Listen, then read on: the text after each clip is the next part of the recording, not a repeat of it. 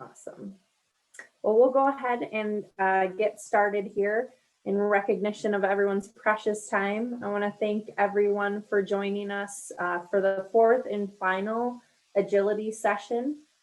This is part of the National Association of County Ag Agents 365 webinar series, and it's supported by the National Crop Insurance Services and the work of the National Association's Ag Economics and Community Development Committee. So thank you to them for their support. I want to encourage everyone to fill out the evaluation you'll be receiving afterwards. I don't think I need to tell all of you in extension why evaluation matters, but we'd like to hear from you. And today I'm excited to introduce our speaker who's going to be talking about resources to create farm success. So originally, Dr. Glenn Tonsor was going to be our speaker today, but Glenn got pulled away to an important GC meeting.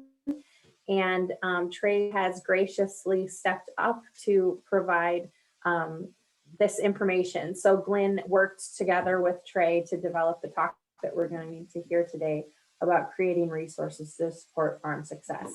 So I'd like to take a minute to introduce Trey, as well as Florencia Colella and myself, who will be running the session today. My name's Erin Lazat. I'm an ag educator with Michigan State University Extension, and I'm also our state association president right now. Florencia Colella is a farm business management educator with Michigan State University Extension. She holds her bachelor's degree in agronomy and a master's in ag, food, and resource economics. Her main areas of focus are record keeping, tax planning, business analysis, rural development, food chains, and marketing. Also joining us and again leading the discussion today is Dr. Trey Malone. He joined the MSU Department of Ag, Food, and Resource Economics in 2017 as an assistant professor. And his extension program focuses on applying lessons from behavioral economics to increase ag productivity and efficiency. And I have had the pleasure of working with Trey on a number of commodity-based products, and he's been an awesome resource for us. So I'm excited for him to share his expertise with all of you today. So we do have an informal format, so please feel free to type into the chat pod, ask questions. We're hoping to make this as conversational as possible, as conversational as a one-way Zoom webinar can be. And so please speak up with any input as we go along here. So thanks, Trey. Thanks, Florencia. Yeah, thanks. Well, so this was the talk you were going to get. So Glenn put in a lot of work, but obviously he unfortunately was called to Congress. He's actually, I think as we speak, he's testifying in Congress. As you guys are all probably familiar, there's been a lot of conversations about cattle market power. Glenn is about as famous as they come in terms of livestock extension economists. So, if you ever want to talk to him, he's really easy to talk to and easy to get a hold of. But unfortunately, you're stuck with me. So this is going to be my version of that talk.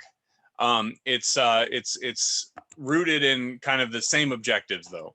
So the objectives of the talk here is going to be to initiate a conversation about productive extension engagement of on-campus and off-campus partners. The goal here is to take away the idea that productive partnerships leverage. In economics, we talk a lot about comparative advantages and recognition of real world need. I think that takeaway is really important to remember the comparative advantage part. So there are two different concepts in economics that I think get confused really quickly when you're not an economist, and to some economists. There's something called competitive advantage and there's comparative advantage. So with a competitive advantage, it means you're the best at doing anything. So LeBron James he has a competitive advantage at NBA basketball. He's been the best at like most of the things for a long time. And I mentioned NBA basketball because I'm here in Michigan. I'm a big Pistons fan and we got the one pick. So it's a big deal up here to talk about NBA basketball, but that's competitive advantage. LeBron is the best NBA player. That's the conversation. Comparative advantage is a different thing. So comparative advantage means that you have two different groups, and even though one of those people could do all of the things better than the other, it makes sense to share the work. So a classic example would be like Gilligan's Island. I don't know if anybody's ever seen Gilligan's Island, but you have the skipper and Gilligan, right? And the skipper honestly is better at all the things than Gilligan. He can drive the boat, he can take care of the boat, the skipper's the best at doing things rather than Gilligan. So why would you ever have Gilligan do anything? Well, you have Gilligan do things because there are certain time constraints or effort constraints on the best person, so that you have to find ways to be able to maximize the productivity of both. And so that relationship is what really matters when we're talking about thinking of the extension research joint land grant mission product together. Okay, so this is kind of my simple framework for how I think about extension in my life. So I'm a 50% extension economist. I try to do as much in this kind of circular pattern, right? So for the most part, the majority of my research ideas start with engagement. So it starts with me going and talking to people, trying to come up with things from the field that matter to folks. So I have that engagement, so 2 weeks ago, I went to a Michigan Agribusiness Association breakfast, and I listened to everybody talk about the needs of different industries. And then I tried to put something together. When hemp took off, I toured a handful of hemp farms just to see what it looked like and to hear what the issues were with, hemp production and the market side things. But so then I take that engagement and I pivot into research mode. And so in research, so maybe I'll go find a grant to fund work with a grad student. And so we try to put together some type of research program that tries to answer the questions of the people in the field in a way that I can publish and get grants and everything else, but also create some type of valuable extension content on the back end. So the simple example here is I don't know if anybody remembers the like meat labeling stuff that people talked about for quite a while before the pandemic, where like, should you be able to call Beyond Meat meat or not? Well, there are a bunch of different state governments that started passing laws that say that you can't do that. Well, nobody had really thought through what the effect of that regulation might be on demand for meat products or meat-based alternatives. So after that conversation with stakeholders, I went and got a grant. I funded a master's student to do some research on what would be the likely impacts on that. We finished his master's thesis, and immediately we pivoted into creating extension content that might have some type of value for policymakers. So I ran an article that ended up being published in Popular Science, Civil Eats, a couple others. I gave some extension talks to different stakeholder groups, the Ag Credit Conference here in the state of Michigan that we did. I gave a talk on how like it's unclear what your effect is going to be. Like, if anything, you might confuse people more by creating this type of policy. But so and then from that conversation, I've actually pivoted into doing the same thing with milk. So now we're doing a dairy project that's the same thing. So this is all linked together. Glenn's version is maybe a little bit fancier than mine, but also he's fancier than I am. But he really tries to create this this same key piece. But if you'll notice, probably the most important part of his circle that I don't have, and I probably should add, is his comparative advantage conversation. So what that means is we can't be everything to everyone. We have to find a way to take advantage of the skill sets that we have to serve the people that we can serve at the best level that we can. So creating, I think, your whole model of extension and this whole model of understanding how to engage with people in a way that creates valuable stakeholder information has to start with this concept of comparative advantage. Nobody's Superman. You have to find a way to be able to balance it all. And part of that is finding a way to foster a relationship between extension and research. Now, the reason I put up a bunch of different random groups here is because I think in the new world, it's hard for extension to be all things that it was maybe in 1980. And so the only way that we can really, I think, develop effective, sustainable projects and products is back to my whole circle, that land grant engagement piece, that means you have to work with these groups. That means you have to have working relationships with the Michigan Christmas tree growers, the Michigan Cider Association, Michigan Blueberry Commission, whatever it is. It's important not to just engage with the people at the university level, but the people in the industry groups who are still working on the same topics. Because generally speaking, they probably have a better idea of what the big concerns are than you do. And so at least having those conversations. Now, one thing that I will point out, and that I think like Aaron and I have talked about at length before, is each of these commodity groups that I'm pointing out, they have a specific interest in promoting some commodity production, right? So you have the Christmas tree growers that obviously are going to have a hard time ever telling a Christmas tree grower to not grow Christmas trees anymore. Same with tart cherries, same with soybeans. Soybeans would like to see more soybean acreage, more soybean farmers or whatever. And one of the big takeaways that I'd like for everybody to remember from the last few sessions is that sometimes maybe it's not the best alternative.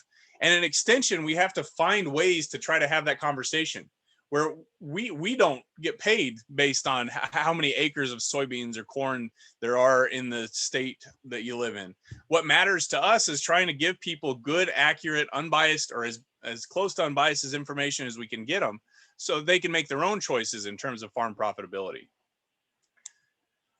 It's not easy, by the way, to do that, because obviously you're almost setting yourself up for some type of an adversarial relationship in certain instances where you might not necessarily agree with the policy stance of the groups that you're working with.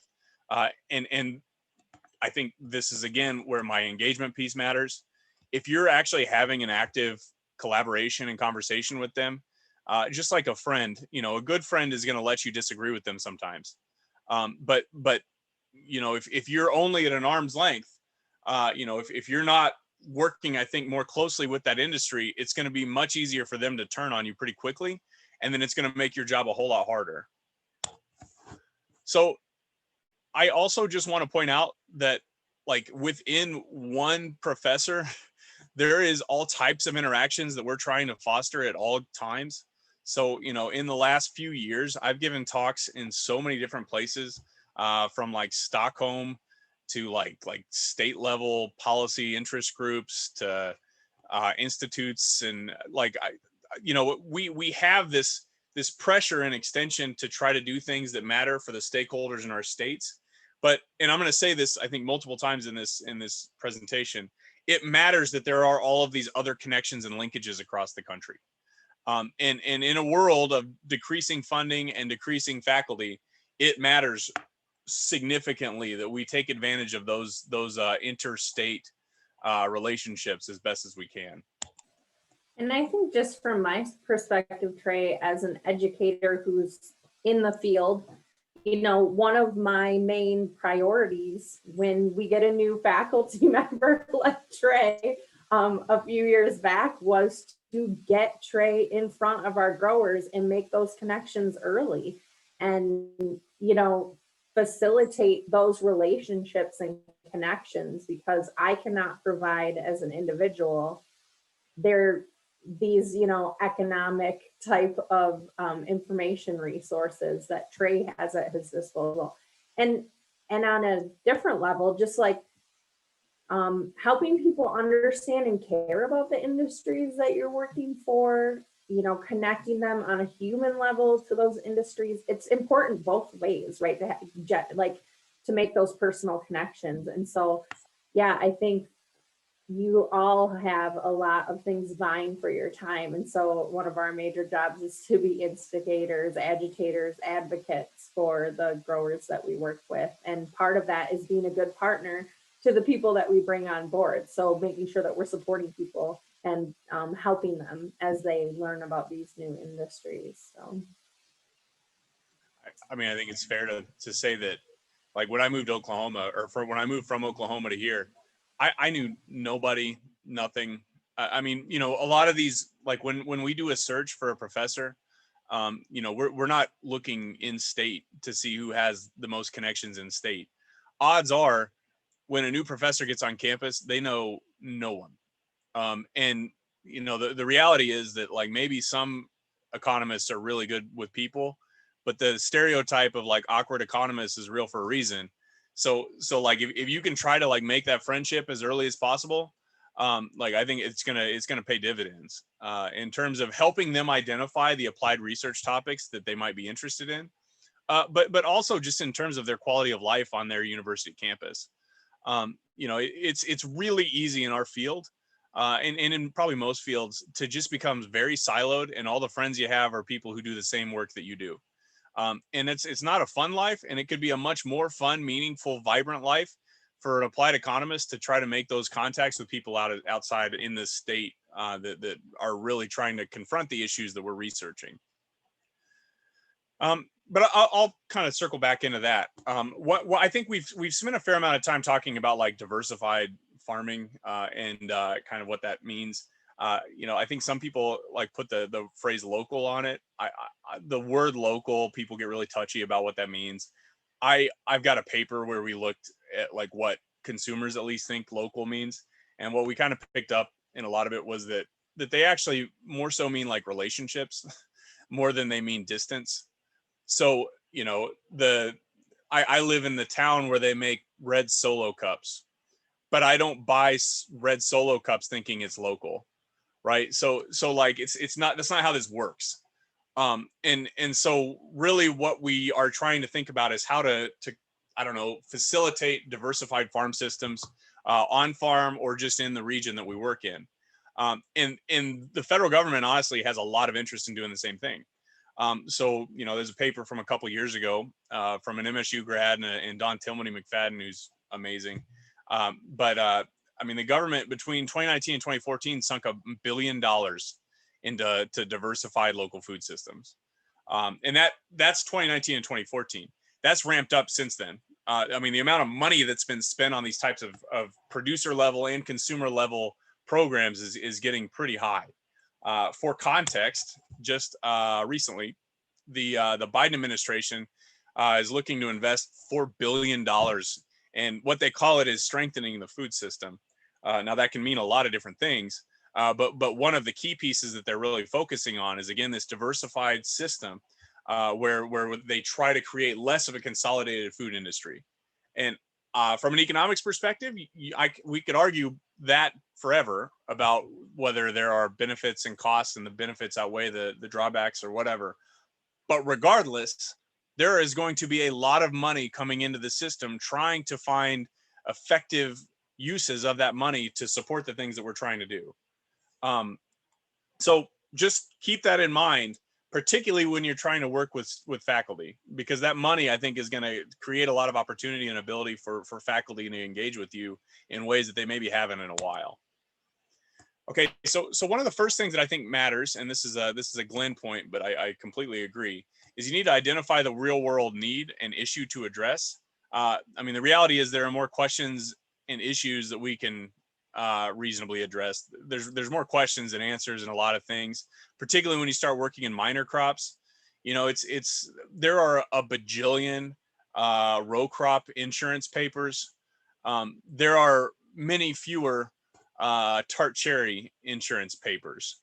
And so, you know, the more meaningful impact follows from selecting the right topics to work on. Now, what that right topic is, again, goes back to our comparative advantage conversation. Is that something that it makes sense for you and your faculty member to be working on together? If not, I'm sure you probably have a lot of questions that you might be able to find something. And ideally something that you might be able to get some grant dollars for. You know, so that is a conversation that has to start happening earlier and earlier, I think, to create this positive outcome. You know, and it's not just for the faculty member you're working with. I have a grad student right now who's a fantastic grad student who came here to work with me on kind of beer and hop stuff. But by engaging with me, I think MSU Extension is also doing a good job at showing these early PhD students, master's students, different opportunities that they might be able to get into down the road. And so a lot of this is about picking that right topic and having again, this engagement between Extension, the stakeholders, and your faculty members. You know, honest assessment of comparative advantage is essential. What are the current and future commodities in my geographic area? What current knowledge resources exist? What new knowledge could I possibly generate and disseminate? And what's the role of partnering with others? That partnering question, I think, matters a lot. I think in the grant world, there's more and more push for letters of support. But I think that the letters of support go past just like a chintzy thing that you wrote that they put their name on. I think it matters to start at the beginning of the grant process with trying to come up with topics that the stakeholder groups need actual work on. So Glenn really also wanted to point out that like there is a lot of value in developing what he calls shovel-ready agent producer tools. So the conditions are trying to come up with a tool that's useful in addressing a real-world need or question. So one of the tools that when I was at Oklahoma State, they were working on pretty hard was trying to come up with choosing the right insurance for growers in the state. And so they basically, you just kind of plugged in your cost of production data and then it would help you develop at least some type of an understanding of what decision to make. A data-driven decision, and that's one thing that economists really focus on is trying to develop data-driven choices. It's important to make it easily available. There's I think universities in general do a really bad job of creating easy to access information. Like if you try to go on certain university web pages, they're almost impossible to navigate. It's so important to try to put the information in a way, in a place that people are actually going to see it and use it. It's one thing to create the tool. And I think that economists oftentimes get really excited about that creation portion of it. I get excited about it. But if nobody ever uses your tool, then what was the point of doing the work? So not just about dumping it on like an obscure website, but promoting that obscure website in a way that people see it. What I just think about all the different examples that I've heard over the years of, well, you didn't see this thing that I did in 1995. I've had professors tell me that before, where it's like, I'm sorry I missed this thing that's on this obscure website that I never would have found in a million years that you did in 1995. We live in a world where we expect, you and I and everybody else expect that our phones have every piece of available, valuable, relevant information that we can receive. And if we're not creating content that can be reached that way, I think we're going to struggle to be able to reach the stakeholders the way that we'd like to. It's also important to make it reasonably current and accurate. When I was in grad school, I remember using an enterprise budget for my master's degree on watermelon production in the state of Oklahoma. So we had this enterprise budget about watermelons. So I started plugging in the numbers to this model that we were building about local foods. And I sent it over to an extension specialist and was like, so what do you think about this? And they basically laughed me out of the room, because that cost of production, the enterprise budget, was developed in 1992. So while it was useful in 1992 and maybe up to the year 2000, by 2013, it was worthless because the changes in the ag economy were just so massive. So making sure that these things are current, I think, matters a lot. This gets back to my grant problem, though. So, once the grant expires, what's the incentive for a researcher to be able to continue working on it? Once the paper's published, how does it continue? And that's a question that I think at the end, I'd really love to hear some feedback on, because I don't have a good answer on that. So K-State has done some really great things. And obviously Glenn was the one that put a lot of this in, but agmanager.info is a fantastic resource for a lot of different things. They have I think it's a weekly email blast that gives you a lot of information. It even has a highlighted professor each week, so that you can see who these actual people are, as opposed to just seeing the information, so you know who to talk to.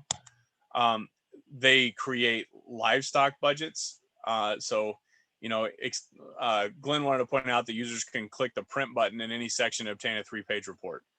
Again, making it easy. I always think about the way remotes are designed. So if you look at like a DirecTV remote, there's like a jillion buttons on it. That was designed by an engineer. If you look at a Roku remote, there's like 3 buttons on it, and it does everything you really need it to do. That was designed by somebody that was looking consumer focused. And I think this is exactly the same kind of thing.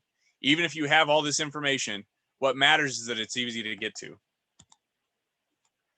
Here's an example of a cow-calf budget that they put together. Again, they have like all of these really nice, handy tools. So long as you got Excel, you can get access to these types of budgets very quickly. You can plug in your numbers and it fills in the decision tool. Very helpful, very straightforward. For cow-calf managers, this is a fantastic resource. I think it's important to just keep this in mind. I mean, beef cow leasing, all of these things are very readily, easily available. And if you're doing cow-calf stuff with small producers, there's value in maybe just signing up for that kind of frequent email. So this is something that I'd really like to emphasize, actually, for the rest of the talk. I think there's so much importance of regional collaboration, at a minimum regional, if not national collaboration and extension. Extension was, I think, originally created state by state to focus on things within the people in that state. But at the time, you couldn't even make a long distance phone call very easily. Now we live in a world where we have access to all of these resources in all of these different places. The technology advancements and information dissemination alone is just absolutely incredible.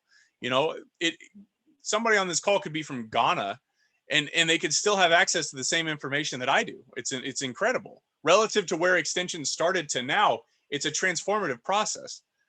But with that transformative process has come a lot of other constraints on our ability to reach people.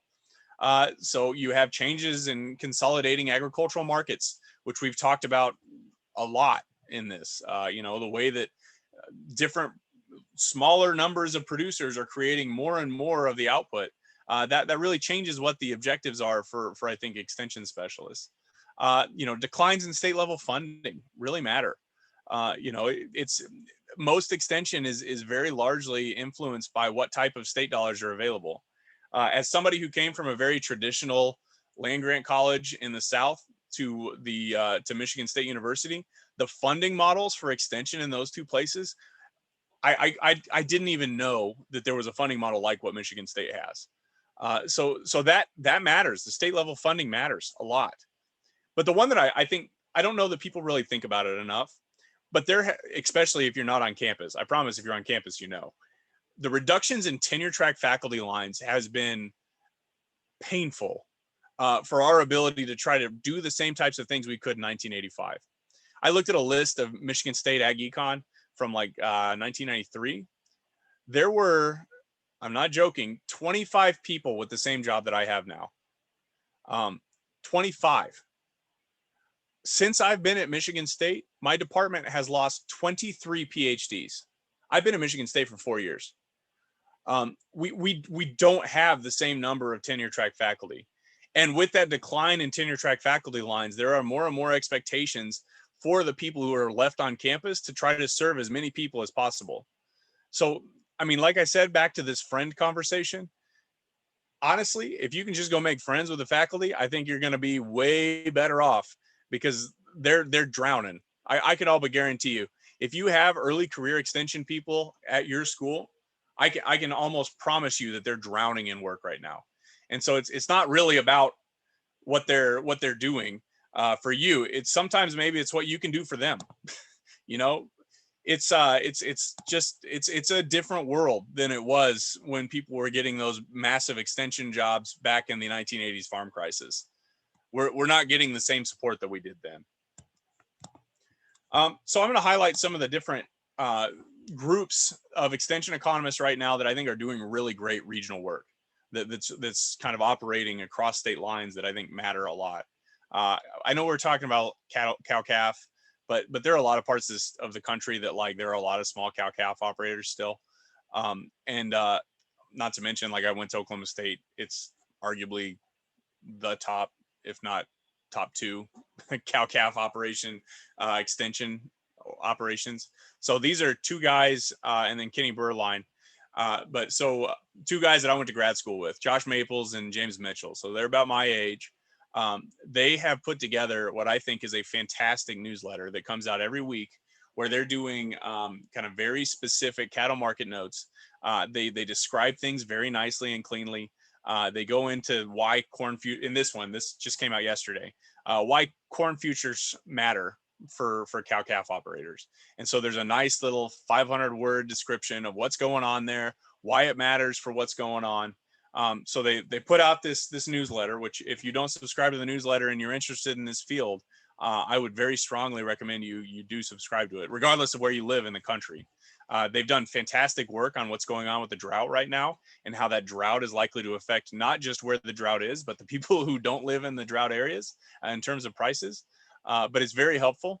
But then they also release it a report as a weekly notes YouTube. So they take what they do in their newsletter and then they dump it over into YouTube. I mean, they just released this, I think, yesterday, and I think the video already has 200 views or something like that. But it's really great content. They're really easygoing guys. You know, it's wonderful that their universities are set up in a way that is very supportive of this type of extension work. But this is the type of stuff that I think moving forward, it would make a lot of sense in order for extension to be more agile to work this way. So here is the one that I would say is the gold standard right now in terms of ag extension economics. FarmDoc it's won like a bajillion awards at this point. FarmDoc Daily I get it every single morning. This is more of a corn, soybeans, cash crop kind of stuff.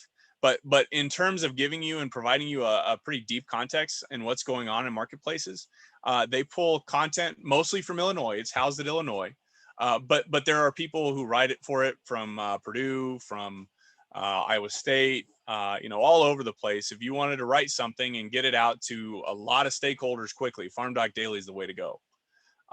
They again notice they have a sponsor on their front page. They're working directly with stakeholders and they're finding ways to fund their projects through some of that stakeholder support. Farm policy is another one of their products, and that's obviously more focused toward farm policy. They even talk about that farm policy is a product of the Illinois, Purdue, and SIU School of Law programs. So this is, again, it's bigger than just the state that you're in. Everything you're working in is bigger than just the state that you're in. So trying to connect with people who are also working on similar topics is just so important. And I think that's why this association exists, right? Is trying to facilitate networks and conversations across state lines. Okay, this is the last one that I want to highlight, and this isn't actually a multi-university collaboration that I'm aware of. It's mostly Minnesota, but I just freaking love this program. This is called AgPlan, and the reason why I say that, like, it's just open. It's open source. Like you don't have to be in Minnesota to use this, but it's basically it helps you set up an ag business plan. There are a ton of different types of business plans that maybe you can use a template for that they've already set up. I think it says like 75,000 business plans have been created using this AgPlan program. It's super easy to use. They have these really handy videos that describe different marketing concepts and concerns. I was just kind of screwing around about, like, what if I want to set up a beer business, and basically everything filled in about exactly what I would need to set up my business plan. It forces you to think about things, including market trends, financials, etc. It's going to give you templates. It's going to basically give you this output that might have some value, particularly if you're needing to go find financing. So AgPlan is just an incredible example of something that's easy to use, like we talked about, but it's also available to everybody across state lines, regardless of where you are. I think this is the world that we're moving into. I've always heard these stories about these old school extension economists who would give 70, 100 talks in a state on any given year. I just don't know that that's the world we live in, and I don't know that that's the world we're ever going to go back to. So trying to create stuff that has some cross-state value, I think, is going to have a lot of value moving forward. So I think this is an important question to me. Why aren't these things more plentiful? I mean, I just picked out a few examples, but you would think that like if we have all these economists out there and we have all these people that are supposedly working on all this stuff, why aren't they more plentiful? And ideally, obviously, I think that maybe they are more plentiful than we realize.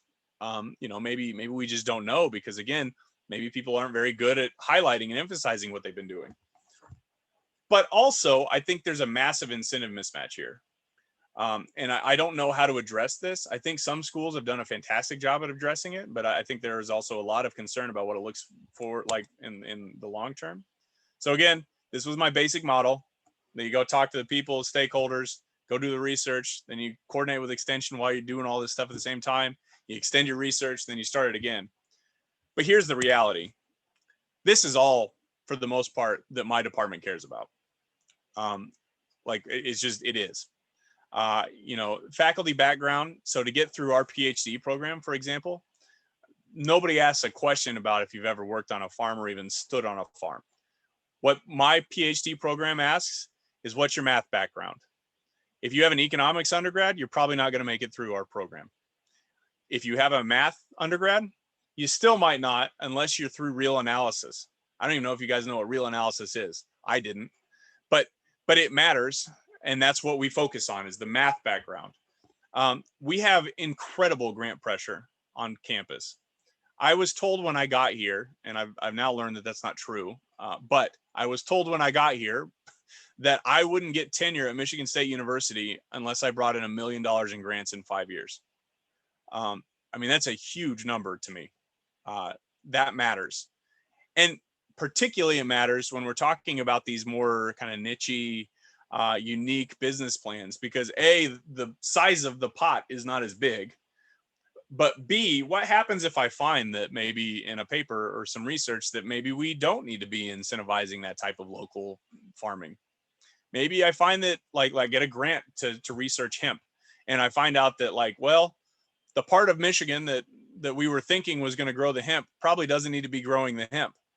Well, how's that going to make the funder who funded my research to try to find out how to make that hemp grow? Well, it's not going to go well if I'm my whole objective function. If the thing that I was told on the first day that I got to campus was that what matters is that I get $1 million in grants.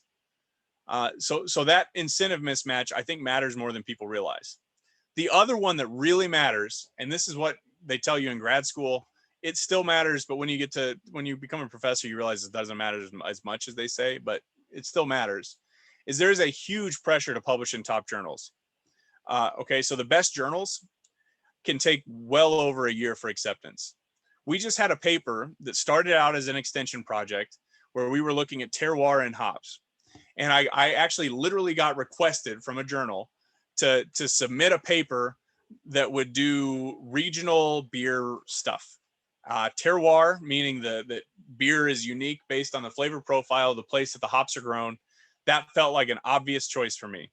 We sent it there a year and a half ago. I just got an email 2 weeks ago that they decided after a year and a half that our paper was not a good fit for their journal. So we've been sitting on research that we conducted with stakeholder groups. We had all the people together, all the extension specialists together, and we've been sitting on our hands for a year and a half on a paper that ended up getting rejected on fit.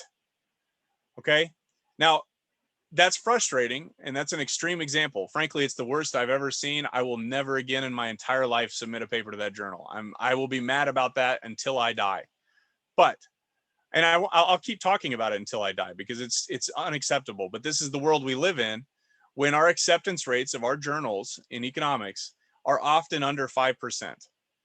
So the papers that you find in peer-reviewed journals, A, might be old, and B, there were a whole lot of other papers that didn't make the cut.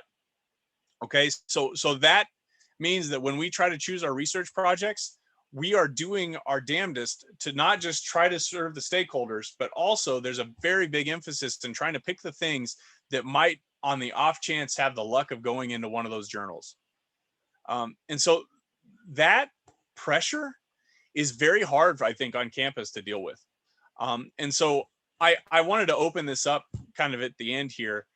I would love to hear thoughts on ideas on how to realign that incentive mismatch. I think that it's unfortunate because most of the ag economists, at least that I know, got into applied economics because they wanted to help people.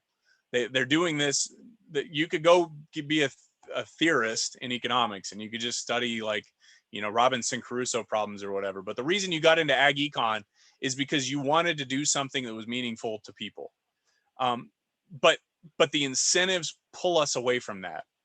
And so, from an extension perspective, if you have any ideas of how like I could help or how you could help try to line up those incentives better, I would love to hear them.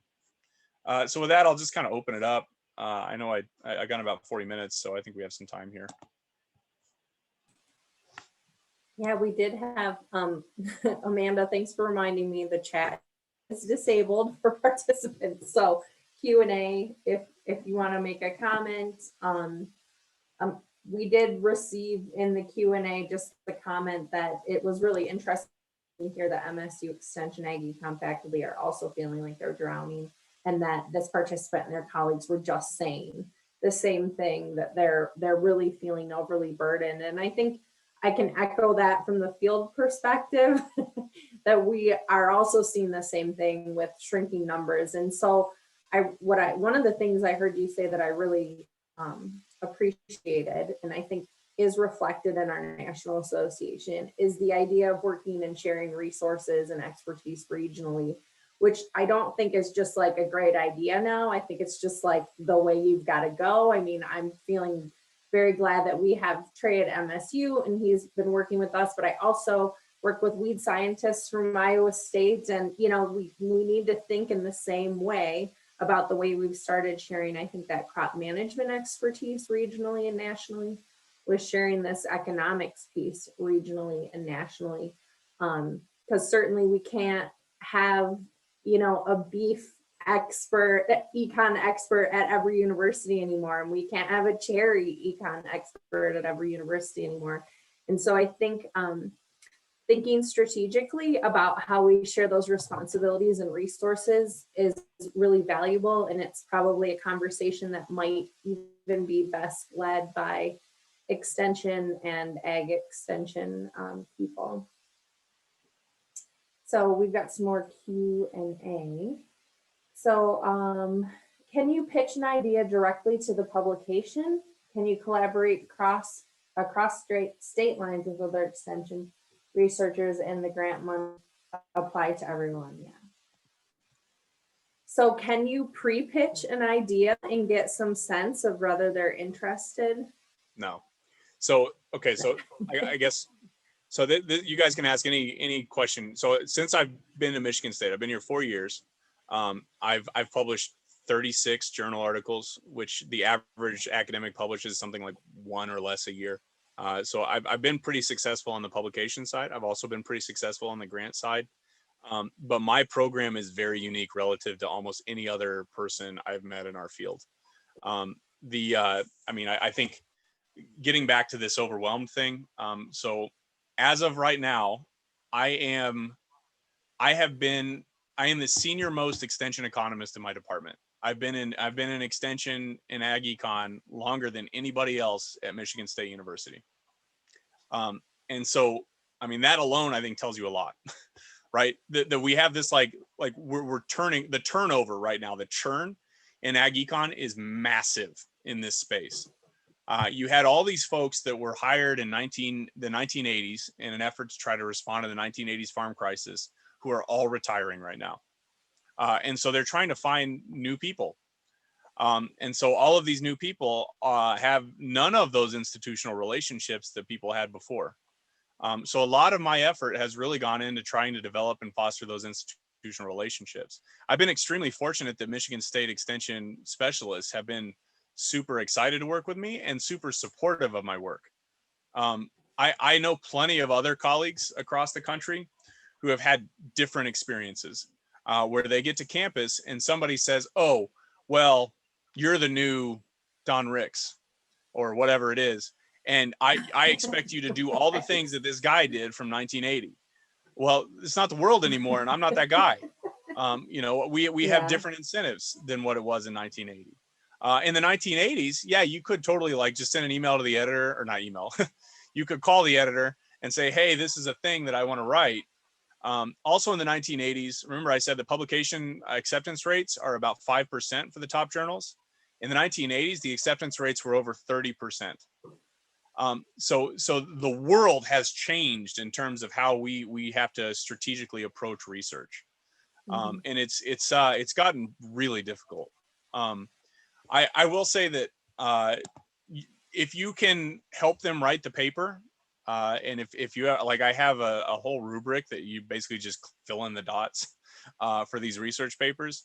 But if you can help them write the paper, especially if they have an extension appointment, I think they will be through the freaking roof. There is, I think, an incentive to publish or to have peer-reviewed publications with extension specialists. So if you look at my CV, I'm pretty explicit about whether or not I published the paper with a graduate student and whether or not I published the paper with an extension specialist, because people really do care about that at the college level. So, it's not just about the research tool that you develop, because that's important and that's valuable. But if you can also figure out a way to help that researcher pivot that research tool into some publication somewhere, I think that also just really sweetens the pot for people. When I first got to Michigan State, I had some stakeholders say like, well, we know that not everything that we do is going to be publishable. Well, maybe, but maybe you can find a place for it too. And so trying to come up with those kind of symbiotic relationships is the way that I think the only way this works moving forward. I think one of the solutions we've utilized in that aspect before is to publish through the Journal of Extension. And the Journal of Extension really is, the point of it, I think, is to capture a lot of this important information that, the journal Nature or some of these bigger publications might not have room, or it might not be a good fit for those journals, but it allows us to capture the information, to retain it for future use.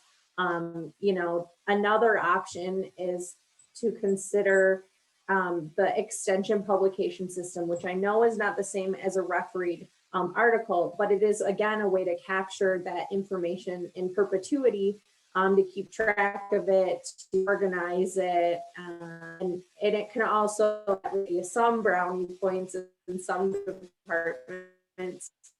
Give and take, and balancing those needs is a good one. Feeling that we, need to recognize, as we're developing these concepts, how are we going to make this beneficial and protect our faculty members who are helping us just as much, as they're helping our stakeholders. Their question about, can you collaborate across state lines with other researchers? Absolutely. There's a lot of that work. Most federal grants now, to be competitive, you better be working across state lines.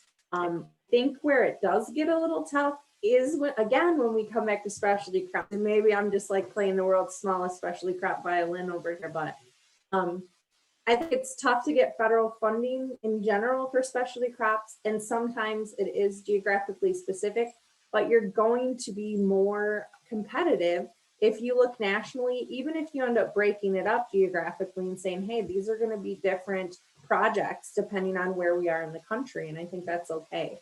So we've seen that be successful as well. I think one of the points that Trey brought up today that was important for me to remember from the specialty crop world is there are things that were maybe created for the not specialty crop world that I can retool and utilize, bring to bear for specialty crop producers.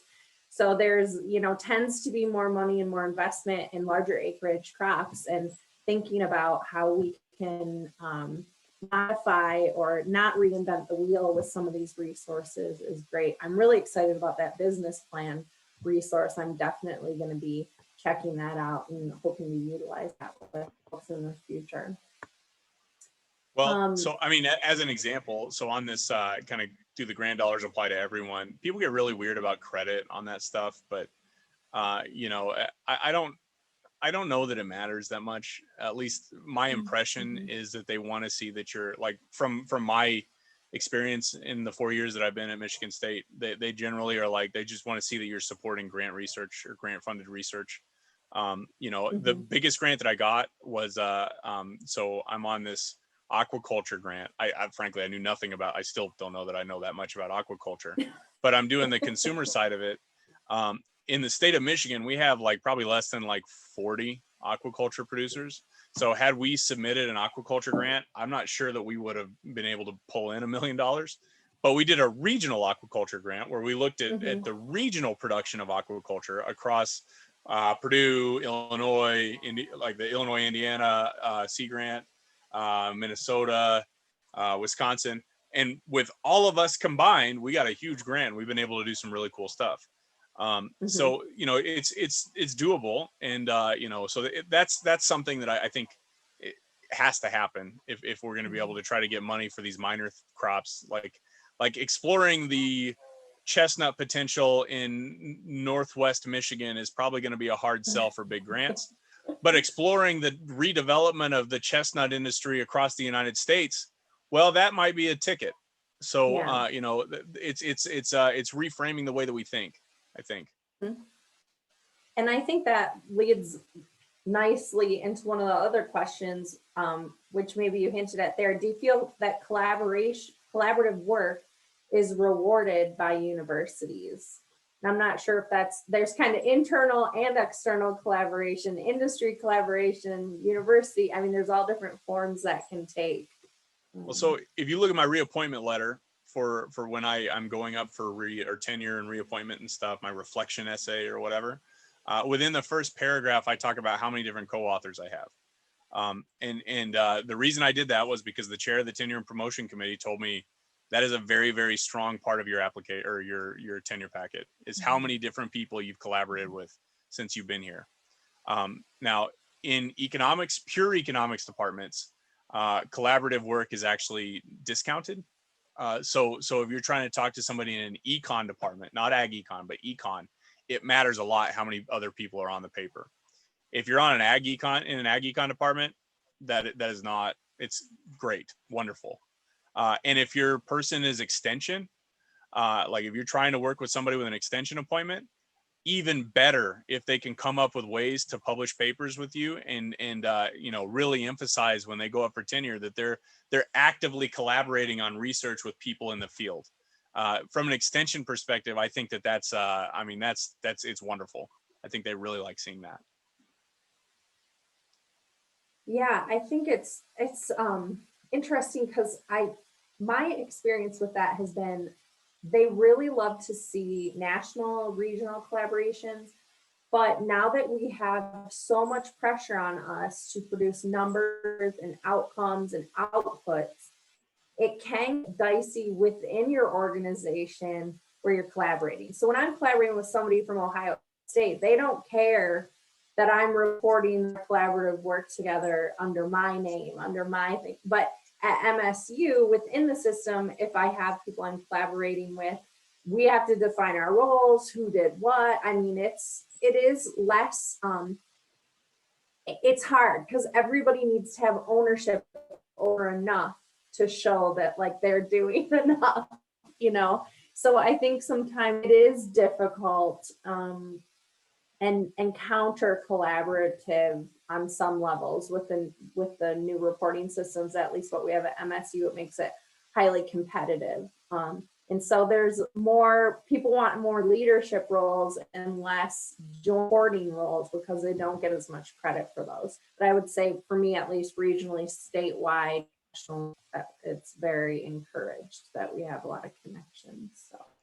Well, in ag econ world, I think collaboration is generally rewarded as best as it can be. I don't think, for us, we got to fill out all the dumb forms like everybody else, but really what they're looking for is some measurements of output.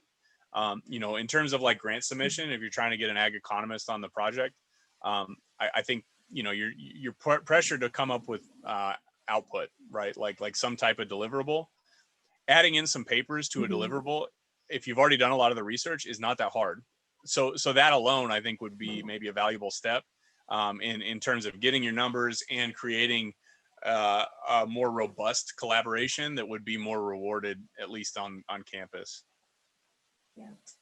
So we have a really good idea that came in that I'm hoping we can wrap up with here. I know we're towards the end, but you've talked about maybe some of the ways people can incentivize faculty to work with them. And I think this is across the board, not just economics faculty or economists, but do you want to touch on some of the challenges you found when collaborating with extension educators, or projects where for certain reasons you'd just be like, I don't want to touch this with a 10-foot pole?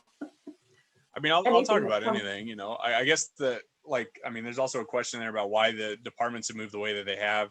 I think a lot of it is largely funding related. You know, the money of stuff comes from different places. And, you know, like my $1 million grant example, that's chump change if you're doing development work. Right. I mean, that's nothing if we're talking about a project in Africa. So Right. that's part of it. Part of it is that, like I said, we pushed more toward math, and there are fewer and fewer people with any type of ag knowledge whatsoever.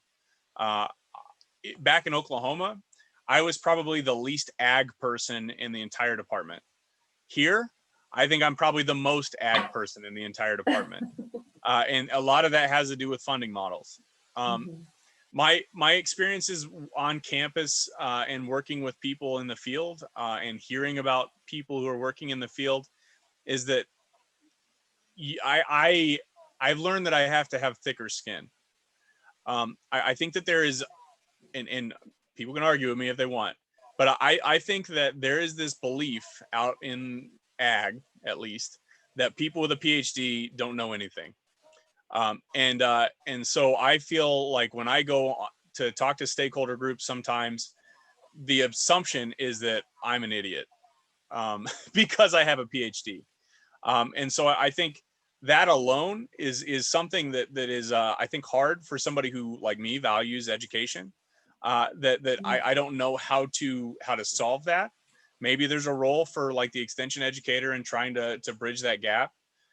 But it goes down to even the way that I dress. I try to dress down when I go places, just because like I don't want to come off as this like fancy, highfalutin person from the university campus, because I think there is this kind of pressure against that.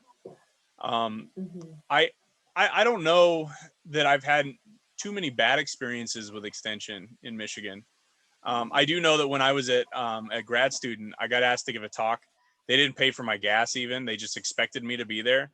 And there was this like wrapped up expectation that I was going to drop everything I was doing and prepare an 1.5-hour lecture for this rural place. I didn't know how many people were going to be there. I got there and there were 3 people that showed up. So I had put in all this effort. They didn't even feed me dinner. And I gave this talk and then they said goodbye. And then I never heard from them again. And to this day, it will still frustrate me to think about, because that was a very negative experience for me. And so like odds are, because there are so many other places I can spend my time, I probably am not going to go back to that extension experiment station again. Probably not. Yeah.